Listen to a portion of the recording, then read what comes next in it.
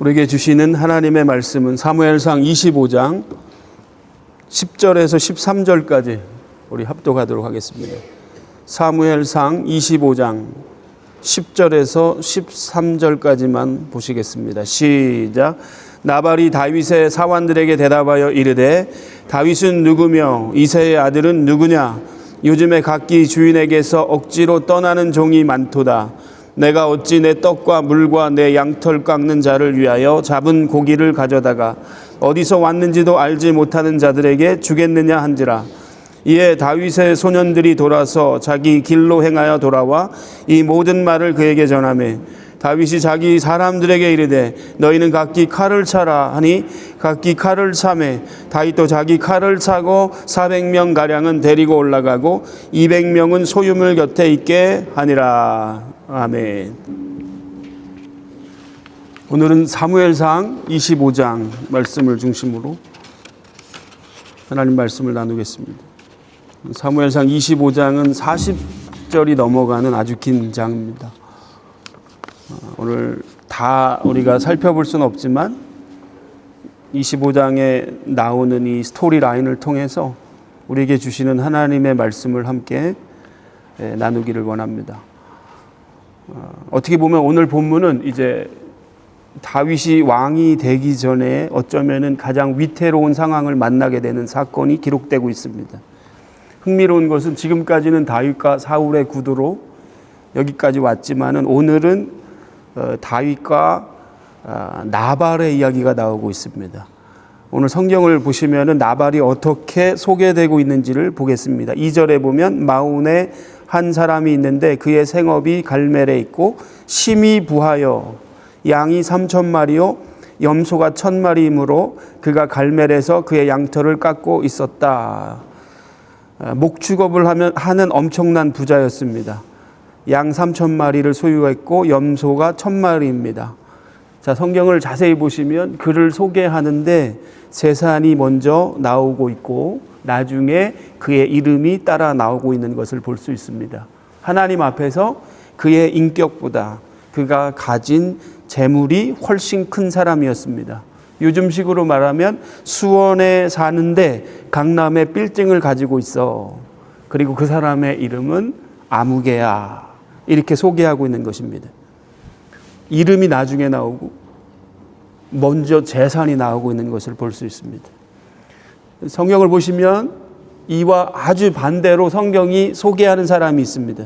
욥입니다.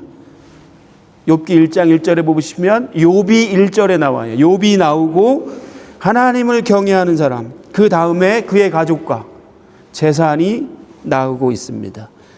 욥이라고 불리는 사람이 있었는데 그 사람은 하나님 앞에서 온전하고 정직하여 하나님을 경외했고 악에서 떠난 자라. 그리고 3절에 욥도 만만치 않은 부자입니다. 그의 재산이 소유가 나오고 있습니다. 나발과 오늘 완전히 반대로 적고 있는 것을 보게 됩니다. 여러분, 나발은 결론적으로 이야기하지만 하나님의 저주를 받아서 심판을 받아서 나중에 죽음을 맞이합니다. 사랑하는 성도 여러분, 여러분이 어떤 재산을 소유해서 그것으로 규정되는 사람이 아니라 내 인생 전체를 하나님께 드려서 헌신된 사람 누구누구, 헌신된 하나님의 사람 여러분의 이름, 여러분의 삶에 인격적 열매가 가득해서 그것으로 규정된 이름이 되시기를 예수님의 이름으로 축복합니다. 3절을 보겠습니다. 그 사람의 이름은 나발이요 그의 아내의 이름은 아비가엘이라. 3절도 나발과 그의 아내 아비가엘을 대조하고 있습니다. 나발은 완고하고 행실이 악한 사람이었다. 그와 대조적으로 아내는 훌륭했습니다. 아름다웠다. 성경에 나오는 몇 안 되는 현숙한 여인 중에 한 사람이 아비가일입니다. 그의 지혜만큼이나 그의 외모도 성경은 아주 아름다웠다 이렇게 기록하고 있습니다. 오늘은 이 나발과 다윗 사이에 일어났던 사건을 이 25장은 기록하고 있습니다. 그 중심에 누가 있냐? 다윗과 나발 사이에 아비가일이 있습니다. 지금 다윗 곁에는 여러분 아시는 것처럼 600명의 부하들이 있습니다. 늘 정처 없이 다녀야 하기 때문에 여러 가지로 늘 어려운 삶이었습니다.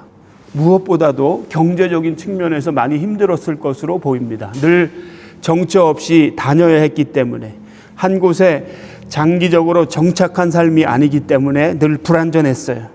그래서 생존하는 것이 쉽지 않았습니다.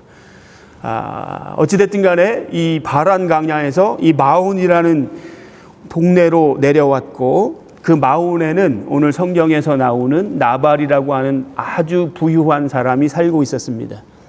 근데 그 집에 아주 중요한 양털을 깎는 날이었다, 오늘 성경이 기록하고 있습니다. 수천 마리 양들의 털이 다 자라서 이 털을 깎는 시기가 있는데, 목축업에서는 이 날이 너무나 중요한 날이고요. 이러한 시기에는 모든 사람들이 다 초청되어져서 추수하는 날이에요. 그러니까 양털을 깎으면서 수확을 감사하면서 모든 동네 사람들이 다 잔치를 벌이는 축제의 날이었습니다. 이때는 모든 사람들의 마음이 넉넉해져서 음식을 함께 나누고, 가난한 사람들을 초청해다가 맛있는 음식을 함께 나누는, 하나님의 자비를 베풀면서 함께 축제를 벌이는 시기가 바로 양털 깎는 날입니다. 그러니까 이 나발의 집에 양털을 깎는 날, 그러니까 그 지역의 최고 유지이고 최고 잘 사는 부자의 집에 양털을 깎는 날이라 온 동네가 축제를 벌이는 거예요. 4절부터 8절까지는 이 이야기의 스토리를 쭉 기록하고 있습니다. 자, 이 소식을 들은 다윗은 소년 10명을 그 집에 보냅니다. 오늘 양털을 깎는 날이니 우리에게도 음식을 주셨으면 좋겠습니다 라고 겸손하게 요청을 합니다. 왜 요청을 해야 하는 이유 중에 하나가 있어요. 지금까지 나발의 양치기를 누가 돌봐줬냐면 이 다윗의 부하들이 안전하게 지켜주고 보호해 주었습니다. 그러니까 이 다윗 입장에서는 그렇지 않아도 600명의 수하를 이끌고 있기 때문에 늘 먹을 것이 부족한데, 오늘은 온 동네가 잔치하는 양털을 깎는 날이니까 우리가 지금까지도 나발을 그래도 그 양치기들을 돌봐주었기 때문에 얼마든지 이렇게 요청을 하면은 그 나발이 기꺼이 감사함으로 음식을 줄 것이라고 생각했습니다. 그래서 정중하게 10명의 소년을 보내서 가가지고 겸손하게 정중하게 요청을 하게 됩니다. 우리는 다윗의 종들입니다. 지금까지 우리가 그래도 나발의 양치기들을 잘 보호해주고 돌봐주었습니다. 우리 주인 다윗이 이러이러한 요청을 했습니다 라고 10명의 소년들이 나발에게 이야기했을 때, 문제는 나발이 그 소식을 들은 이후에 아주 매몰차게 거절했다는 것입니다. 거절한 것까지는 괜찮아요. 근데 다윗이 들었을 때 너무 수치스럽고 모욕적인, 너무 심한 말로 다윗의 자존심을 건드렸던 것입니다. 10절 보겠습니다. 10절. 나발이 다윗의 사환들에게 대답하여 이르되 다윗은 누구며 이새의 아들은 누구냐? 요즘에 각기 주인에게 억지로 떠나는 종이 많도다. 11절. 내가 어찌 내 떡과 물과 내 양털 깎는 자를 위하여 잡은 고기를 가져다가 어디서 왔는지도 알지 못하는 자에게 주겠느냐 한지라. 이 너무나 모욕적인 말을 지금 다윗이 듣게 되었던 것입니다. 여러분, 지금 여기 소개되는 그 나발은 갈렙 족속입니다. 갈렙의 후손이거든요. 갈렙은 유다 지파입니다. 다윗도 유다 지파입니다. 어떻게 보면 다윗과 친족 관계에 있는 사람이에요. 가까운 사람이에요. 얼마든지 도와줘도 괜찮은 사람입니다. 그리고 실제적으로 다윗의 부하들이 나발의 양치기를 늘 보호해 주었습니다. 그런데 도대체 다윗이 누구냐? 이새는 누구냐? 진짜 몰랐을까요? 아닙니다. 너무나 잘 알았습니다. 이거는 대놓고 조롱하고 무시하는 말이었습니다. 그리고 사울과 다윗의 관계를 누구보다 잘 알던 사람이 나발이었습니다. 요즘에 종을 떠나 도망하는 사람이 그렇게 많다는데 혹시 그 사람이 아니냐? 다윗을 주인을 떠난 종으로 비유하면서 조롱 섞인 말로 모욕을 하고 조롱을 하는 거예요. 나발의 뜻이 뭐였어요? 어리석은 자 이런 뜻입니다. 무식한 사람 이런 뜻입니다. 말 한마디에 천냥빛을 갚는다고 하는데 오늘 이 말 한마디 때문에 나발은 화를 당하게 되는 거예요.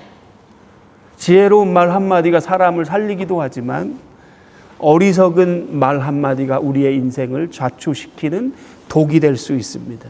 문제는 여기서부터 시작되는 것입니다. 다윗은 돌아온 소년들에게 이 나발의 모든 이야기를 다 듣게 됩니다. 그리고 불현듯 분노가 치밀어 올랐습니다. 나발은 무식하고 어리석은 말로 다윗을 무시했습니다. 다윗이 겪고 있는 이 까닭 모를 고난 얼마나 힘들어요. 그러나 주인에게 허락 없이 도망간 사람이라고, 잡히면 죽을 수밖에 없는 사람이라고 조롱하는 그 말을 들었을 때 다윗은 분노가 치밀어 올랐던 것입니다. 너무 모욕적이었습니다. 인색한 말로 다윗은 내면에 치명적인 상처를 얻게 되었던 것입니다. 다윗의 반응을 보겠습니다. 13절. 다윗이 자기 사람들에게 이르되 너희는 각기 칼을 차라 하니 각기 칼을 차매 다윗도 자기 칼을 차고 400명 가량은 데리고 올라가고 200명은 소유물 곁에 있게 하니라. 600명이잖아요.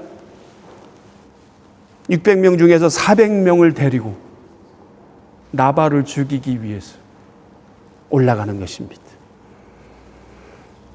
21절 보면 나의 선을 악으로 갚는다라고 다윗이 말하고 있고 22절에 보면 내가 그에게 속한 모든 남자 가운데 한 사람도 남김없이 다 죽여버리겠다 하는 이 분노의 마음을 가지고 다윗이 칼을 들고 400명의 군대와 함께 나발의 집으로 치러 가는 것입니다. 질문이 생겼어요, 여러분. 어떻게 다윗이 이렇게 변할 수 있는가? 늘 하나님께 물었던 다윗의 모습은 어디 간 것입니까? 지금 이 분노의 마음을 감당할 길이 없어서 칼을 들고 그 집을 원수 갚기 위해서 달려가고 있는 다윗의 모습은 너무나 낯설어 보입니다. 여러분, 다윗이 언제부터 이렇게 칼을 의존하고 살았습니까? 다윗은 항상 고백했어요. 여호와는 칼이나 창으로 구원하지 않는다고 늘 고백하던 사람입니다. 그런데 왜 오늘은 이렇게 칼을 들고 이성을 잃고 있습니까? 지난주일 우리는 얼마든지 죽일 수 있었던 사울의 옷자락만 살짝 베면서도 그 마음이 찔렸다라고 성경은 말씀하고 있었어요. 하나님이 기름 부어 세우신 종을 내가 내 임의대로 죽일 수 없습니다. 원수 갚는 것은 내가 갚는 것이 아니라 하나님이 갚는 것입니다. 누구보다 원수 갚는 것이 하나님의 손에 있다고 고백했던 이 다윗이 오늘 왜 이렇게 추락하고 있는 것입니까?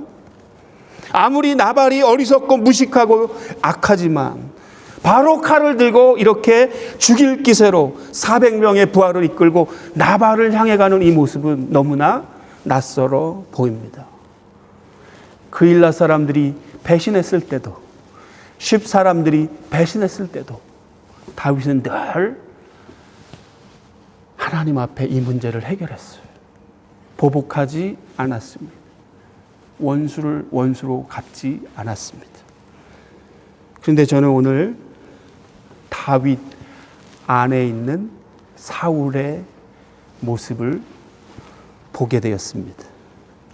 다윗도 연약할 수밖에 없는 한 인간이구나. 그 위대한 하나님의 사람 다윗, 늘 깨어 있을 것만 같은 그 다윗도 이렇게 연약한 인간이어서 이렇게 무너질 수도 있구나 하는 사실을 발견하는 것입니다. 여러분, 다윗은 지금 산전수전을 겪으면서 영적인 고갈을 느끼고 있습니다. 나발의 말, 너무 어리석은 사람이거든요. 그것을 가슴에 담을 이유가 없어요. 무심코 던진 말 한마디. 그런데 그 말이 평소에 자신이 가지고 있었던 주인을 떠난 종의 신세와 처지가 된 것과 같은 두려움이 찾아온 것입니다. 무식하고 사악한 그 말 한마디. 아무것도 아닌데 그게 내 마음에 소용돌이 치는 것입니다. 악을 악으로 갚지 않을 수 있었던 그 힘은 도대체 어디로 간 것입니까? 오늘 우리는 이 분노하는 다윗의 인간적인 모습을 보면서 우리의 모습을 보는 것입니다. 우리도 얼마든지 이런 상황을 만날 때가 있고요. 우리도 얼마든지 이 다윗과 같이 추락할 수 있다. 사울의 추격은 너무나 집요합니다. 다윗은 늘 시달립니다. 늘 피곤합니다. 곤고합니다. 시달립니다. 경제적으로도 늘 시달립니다. 내배적으로 엄청난 압박을 느끼고 있습니다. 삶 자체가 부담입니다. 그리고 무엇보다도 자기의 영적인 멘토였던 사무엘이 죽었습니다. 1절에 보시면 사무엘이 죽었어요. 자신의 정체성에 대해서 늘 보증해 주었던 사람이 죽은 것입니다. 적어도 사무엘은 다윗에게 그 존재만으로도 다윗에게는 큰 버팀목이었습니다. 그런데 그 사무엘이 사라진 것입니다. 저는 이 상황을 보면서 이런 생각이 들었습니다. 마치 누군가가 의도적으로 계획해서 출제한 시험 문제를 출제하고 있는 것처럼 보여집니다. 최악의 상황입니다. 지칠 대로 지쳐 있어서 영적으로 고갈된 이 상황에서 분노와 혈기가 올라와서 칼을 들고 나발을 죽이기 위해서 그 집안에 남자 하나 남겨두지 않겠다. 쏜살같이 달려가는 것입니다. 평소에 다윗이 보여줬던 그 일관성만 보여줄 수 있다면 얼마든지 다르게 판단할 수 있을 것 같습니다. 그런데 오늘 다윗의 모습은 우리에게 너무나 낯설게 보입니다. 여러분, 우리도 그래요. 우리의 몸과 마음이 지쳐 있을 때, 영적으로 결핍을 느끼고 있을 때, 아무것도 아닌 그 말 한마디가 내 자존심을 건들 때가 있습니다. 그냥 지나가는 말 한마디예요. 그 사람이 어떤 사람인지 다 알고 있어요. 그러나 무심코 던진 그 말 한마디 때문에 우리도 이와 같이 추락할 수 있다는 사실을 우리는 다윗의 이 모습을 통해서 보게 되는 것입니다. 다윗이 이렇게 분노하며 폭발한다면 우리는 어떨까요? 우리는 얼마나 쉽게 무너지고 쓰러지는지 굳이 말하지 않아도 우리가 너무나 잘 알고 있습니다. 그러나 여러분, 아무리 화가 나고 자존심이 상해도 죄 없는 유다 지파의 모든 사람을 죽이는 일은 그럼에도 불구하고 하나님의 뜻이 아닙니다. 다윗이 지금 산전수전을 겪고 인생의 압박을 당하고 영적으로 곤고해지고 궁핍해지고 피폐해졌다 할지라도 그럼에도 불구하고 그것이 그가 분노해서 사람을 죽이는 일은 결코 하나님 앞에서 정당성을 가질 수 없는 것입니다. 아무리 교회가 무너지고 타락했다 할지라도 그것이 내가 하나님 앞에 오늘 서는 일의 정당성이 될 수 없는 것입니다. 죄는 죄예요. 에베소서 4장 26, 27절 분을 내어도 죄를 짓지 말며 해가 지도록 분을 품지 말고 마귀에게 틈을 주지 말라. 영어 성경을 보니까 화가 난 상태에서 죄를 짓지 말라고 말씀합니다. 여러분, 화는 다 나는 것입니다. 분노의 감정이 누구나 다 치밀어 오릅니다. 그러나 그 상태에서 죄를 짓지 말라고 성경은 말씀하고 있습니다. 해가 지도록 그 붐을 품게 되면 마귀에게 틈을 내어주는 것이라고 성경이 말씀하고 있습니다.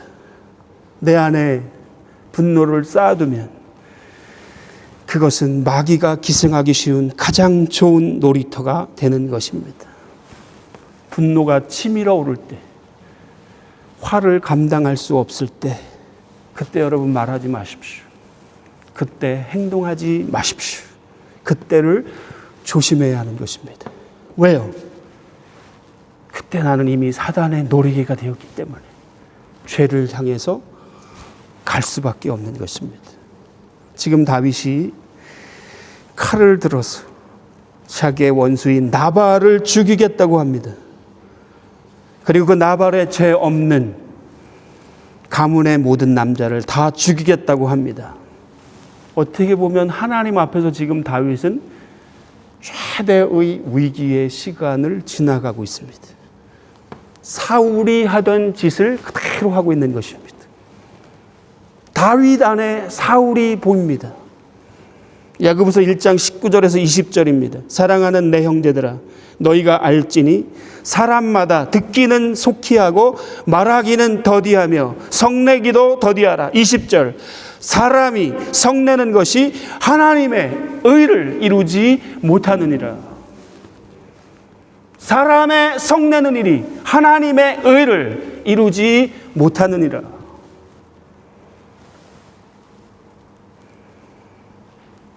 이 위기의 상황에서 이 분노를 가라앉힌 사람이 있었습니다. 그 사람이 누구예요? 오늘 성경에 나오는 아비가일입니다. 지금 400명의 군대가 다윗과 함께 나발에게 달려가고 있습니다. 지금 아주 이머전시한 상황이기 때문에 나발의 종이 이 문제를 해결하기 위해서 다윗이 도착하기 전에 이 소식을 아비가일에게 아주 속히 알렸어요. 지금 마님이 이 문제를 해결하지 않으면 우리 집안은 전멸당할 위기에 있습니다.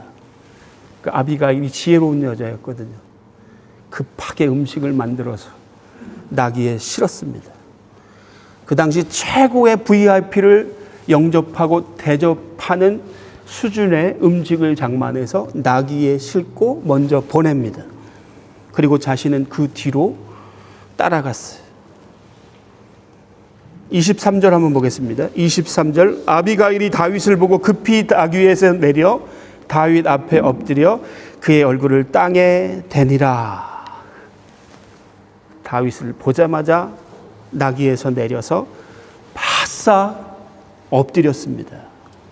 얼굴을 땅에 댔습니다. 24절, 그가 다윗의 발에 엎드려 이르되 내 주여 원하건대 이 죄악을 나 곧 내게로 돌리시고 여종에게 주의 귀에 말하게 하시고 여종의 말을 들으소서. 남편의 죄를 인정합니다. 이렇게 아주 이머전시한 상황에서 아비가일은 한없이 겸손하게 다가가고 바싹 엎드리고 핑계대지 않고 정직하게 이 모든 실책은 우리 남편에게 있습니다. 그러니까 다윗도 인간이잖아요. 그 분노의 마음이 살짝 한번 꺾입니다. 25절 26절입니다. 원하옵나니 내 주는 이 불량한 사람 나발을 개의치 마옵소서. 그의 이름이 그에게 적당하니 그의 이름이 나발이라. 그는 미련한 자입니다. 여종은 내 주께서 보내신 소년들을 보지 못하였습니다. 나발은 이름 그대로 불량하고 무지하고 어리석은 사람입니다. 당신이 상대할 가치가 없는 사람입니다. 하나님이 오늘 나를 보내서 지금 다윗을 막으시는 것입니다. 나발은 하나님의 심판을 받을 것입니다. 잘못을 인정하고 나발의 실책을 인정하고 그 모든 풍성한 식량을 음식을 보내고 변명하지 않는 이 여인의 모습을 보면서 다윗의 분노의 마음이 조금씩 가라앉았습니다. 그러면서요 28절 이후부터는 이 현숙한 여인, 지혜로운 여인이 하나님의 언어로 다윗에게 거의 설교하는 듯한 이야기를 쭉 하는 내용이 나오고 있습니다. 하나님께서 주를 통해서 다윗의 집을 세우실 것입니다. 당신은 왕이 될 것입니다. 당신의 집은 여호와 하나님께서 세우실 것입니다. 그러므로 지금 당신이 싸우는 일은 하나님의 큰 일을 방해하는 것입니다. 당신은 하나님의 사람입니다. 원수들이 공격해도 당신은 하나님이 지켜주실 것입니다. 다윗, 당신은 하나님의 사람이고 지금 당신은 자기가 얼마나 큰 사람인지 모릅니다. 당신은 하나님이 불러주신 사람입니다. 지금 몸과 마음이 지쳐서 영적으로 결핍을 느끼기 있어서 그 말 한마디 때문에 자존심이 상했지만, 그러나 나발의 그 말은 쓰레기 같은 말들입니다. 지금 당신은 고난과 아픔의 시간이 너무 길어서 지쳐 있습니다. 그래서 날카로워졌습니다. 하나님의 큰 비전을 망각했습니다. 하루하루 살기가 바빴습니다. 여러분, 우리가 삶이 너무나 피곤하고 지칠 때 우리가 누구인지 모르며 살 때가 얼마나 많이 있는지 모릅니다. 다윗이 바로 그런 상황을 딱 맞닥뜨린 거예요. 너무 지쳐서, 피곤해서, 영적인 결핍을 느끼고 있어서, 자존심을 상하게 했던 그 말 한마디 때문에 이렇게 완전히 무너져서 원수 갚는 것이 하나님의 손에 있다고 너무나 잘 알지만 이렇게 추락하면서 자기 손으로 그 원수를 죽이려 하는 이 다윗의 모습이 얼마든지 우리의 삶 가운데, 우리의 모습 가운데 있고, 우리가 가장 연약해졌을 때, 영적으로 결핍을 느낄 때, 영적으로 가장 공고할 때 우리도 이와 같은 실책을 범할 확률이 아주 높을 수밖에 없음을 오늘 우리는 이 다윗의 무너진 모습을 통해서 보는 거예요. 여러분, 혹시 하나님 앞에서 다윗과 같은 모습으로 무너져 있지는 않습니까? 너무나 민감해진 상태에 있지 않습니까? 너무나 날카로워져 있는 상태는 아닙니까? 기도가 막히진 않았습니까? 하나님의 비전을 망각하지 않았습니까? 하루하루 너무나 바쁘게 살아서 하나님을 전혀 의식하지 못하고 있는 것은 아닙니까? 누가 내 자존심 건들면 바로 날카롭게 반응하고 있는 것은 아닙니까? 그래서 오늘 아비가일이 다윗에게 말하는 것입니다. 당신이 하나님 안에서 어떤 사람인지 기억해 주시기를 바랍니다.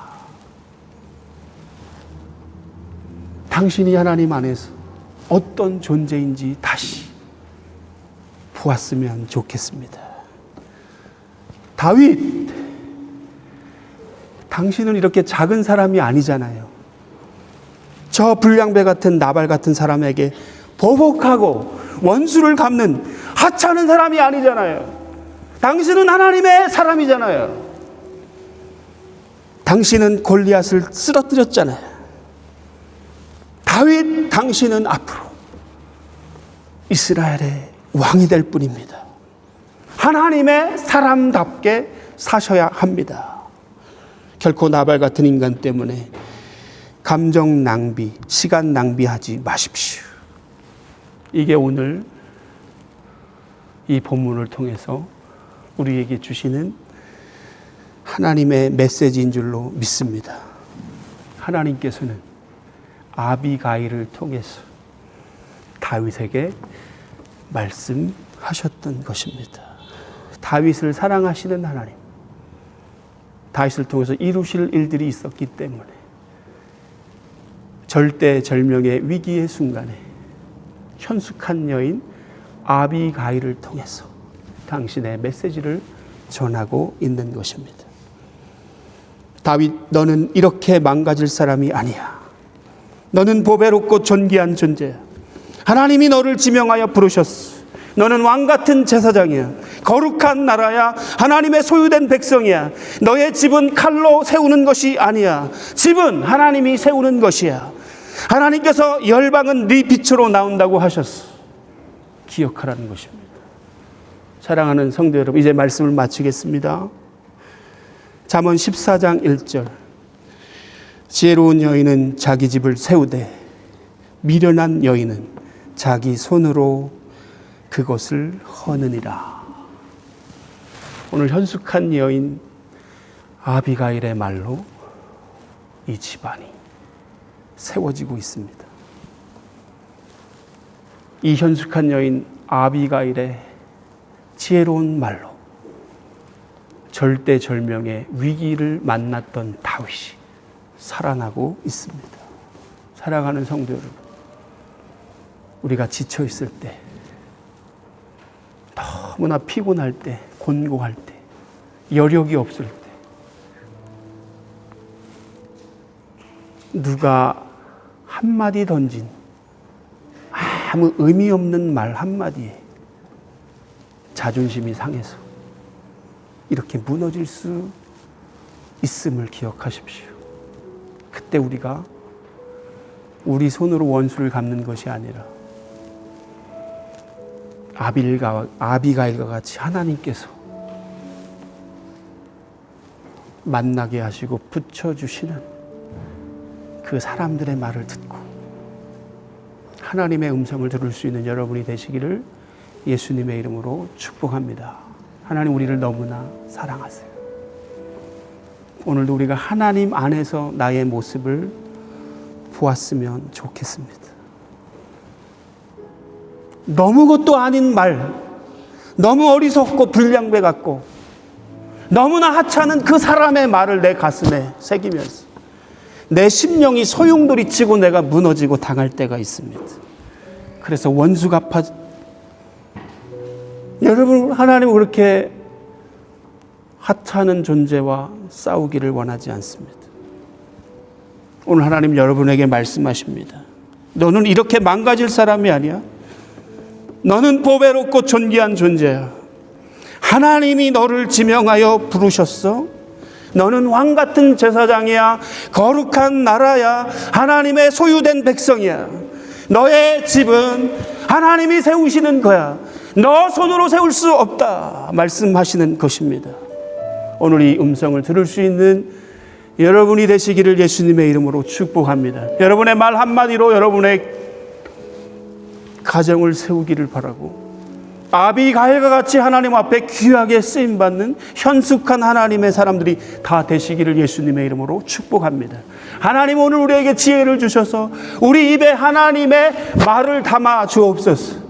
하나님, 우리의 입술이 학자의 혀가 되어서 내 입에서 나오는 말들로 죽어가는 사람들을 살리는 지혜로운 하나님의 사람이 되게 하여 주옵소서. 한 주간 오늘 이 말씀을 붙잡고 어떤 상황 가운데서도 무너지지 마시고 말씀 붙들고 승리하는 모든 성도님들이 다 되시기를 예수님의 이름으로 축복합니다.